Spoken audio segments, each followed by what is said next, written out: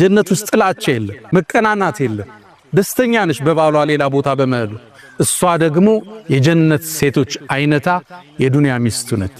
ኢና አንሸእናሁነ ኢንሻአን ሚለው አላህ እንደ አዲስ እናድሳቸዋለን፣ እንደ አዲስ እንፈጥራቸዋለን ይላል። አስውቦ የዱንያ ሚስቱን የጀነት ሴቶች ንግስት አድርጎ ያስቀምጥለታል። ታዲያ እነዚህ ሴቶች አጫዋቾችህ ናቸው፣ ፈገግተኞች ናቸው። ሲስቁ ፈገግታቸው የሚያበራ የሚያንጸባርቅ ነው። እሱም ብቻ አይደለም፣ ነብዩ አለይሂ ሰላቱ ወሰለም የጀነት ሴቶች ሑረል ዐይኖች ለጀነት ባላቸው ንጉሱ ዘፈንን ይዘፍናሉ።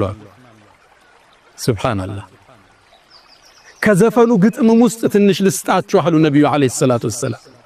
የጀነት ሴቶች የሚዘፍኑትን ዘፈን ግጥማቸውን ረሱል አለይሂ ሰላቱ ወሰለም ለኡመታቸው ተናገሩ። እስልምና እኮ ውብ ዲን ነው፣ የተሟላ ሃይማኖት እኮ። ስለዚህ ምድር አይደለም ስለሚቀጥለው ዓለም እዛ ስላለችው ሚስት ስለምትዘፍንልህ ዘፈን ግጥም ረሱል አለይሂ ሰላቱ ወሰለም ይነግሯል። ይሰበሰቡና ፍጥረታት ሰምቶት በማያቅ ድምጽ ይላሉ፣ ውብ ድምጽ ለባላቸው ይዘፍናሉ። نحن خيرات الحساء أزواج زوج كرام ينظرن بقرة عيان ይላሉ።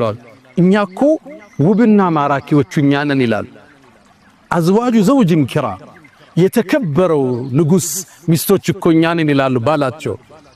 ታዲያም በፍቅር እንተያያለን ይላሉ።